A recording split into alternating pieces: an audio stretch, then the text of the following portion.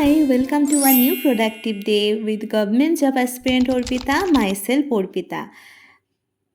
আজকের সকালটা শুরু হয়েছিল ভগবানের আরাধনা করে। আর সকালবেলায় পুজো দিয়ে যদি দিনটাকে শুরু করা যায় তাহলে কিন্তু এক অপূর্ব শান্তিও কাজ করে। আমি হলাম একজন গভর্নমেন্ট জব অ্যাসপিরেন্ট, বর্তমানে সিটেট ও আপার প্রাইমারির প্রস্তুতি নিচ্ছি। তোমরা যারা রোজ আমার ব্লগ ফলো করো তারা তো অবশ্যই জানো, যারা নতুন তাদেরকে আরেকবারও জানিয়ে রাখলাম।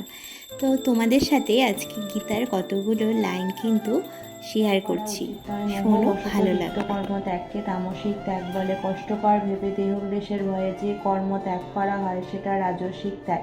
সেই রকম কোনো রকম প্রকৃত ফল লাভ হয় না। হে অর্জুন, কর্তব্য জ্ঞানে যে নিত্যকর্ম করা হয় সেই কর্মের ফল ত্যাগ করাকে মনীষীগণ সাত্ত্বিক ত্যাগ বলে।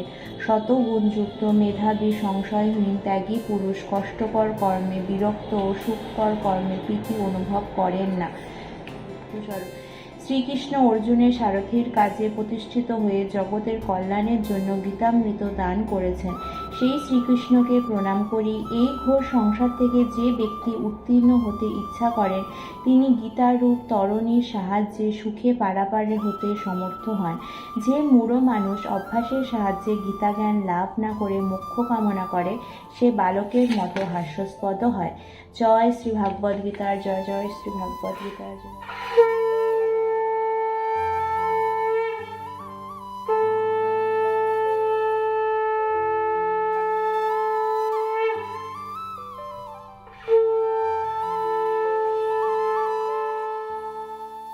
আমরা যারা হাউসওয়াইফ তাদের কিন্তু প্রতিদিনের রুটিন একই রকম থাকে না।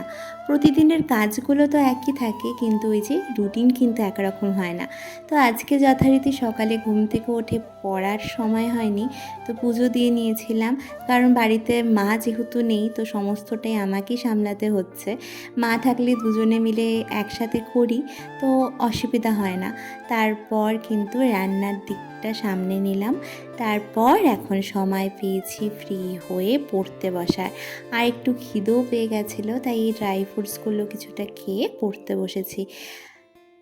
তো আর কিন্তু আমাদের হাতে আর বেশি দিন সময় নেই, তার জন্য আমি এখন রোজ তোমাদের সাথে ব্লগ শেয়ার করতে পারছি না। মানে আমার চ্যানেলের রোজই হচ্ছে শর্টস ভিডিও শেয়ার করতাম, আর উইকলি 2টো করে লং ভিডিও শেয়ার করি। তো সেটা করার চেষ্টা করছি, কিন্তু খুব কম, যেটুকু পারছি সেটুকুই। কারণ এখন যেহেতু পরীক্ষাটা খুব সামনে, আর মেইন ফোকাস তো আমাদের পরীক্ষাটাই, তো সেখানে যদি কোনো রকম ডিস্ট্রাকশান হয় তো সেটা এই মুহূর্তে আমি চাচ্ছি না।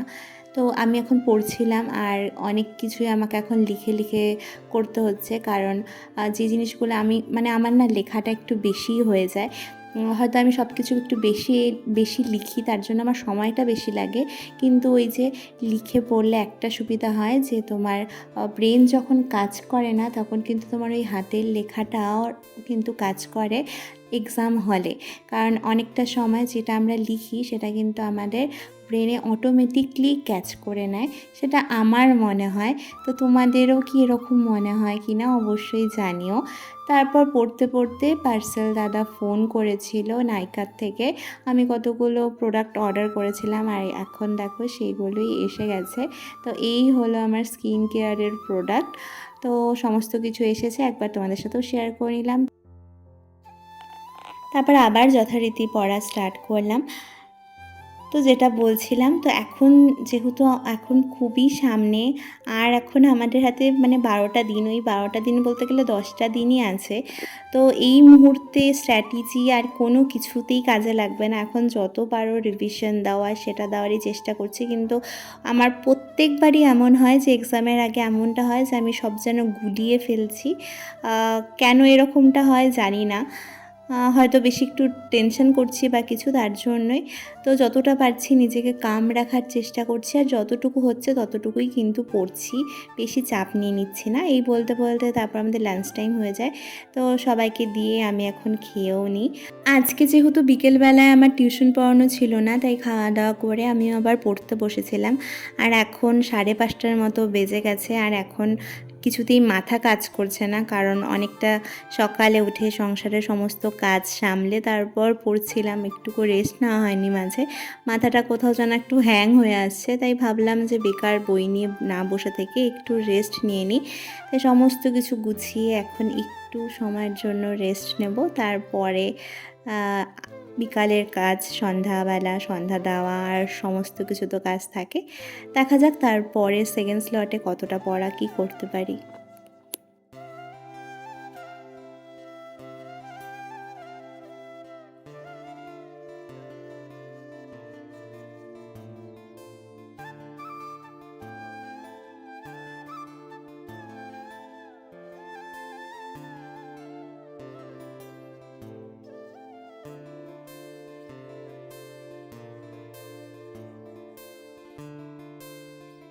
ওই যে শুয়েছিলাম জানো তো, চোখ লেগে গেছে আর ঘুমিয়েও পড়েছি, সেই 6:30 বেজে গেছে।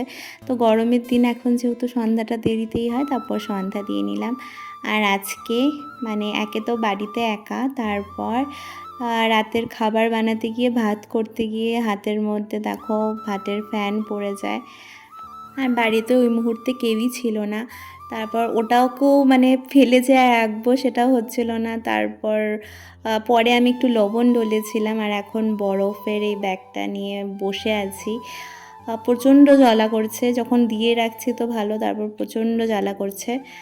আজকে ভেবে রেখেছিলাম যে পলিটিটা একবার রিভাইজ দিব, কিছু ওখান থেকে আমার কোয়েশ্চেন সলভ করতে গিয়ে কিছু কোয়েশ্চেন পেয়েছি, সেটা করব।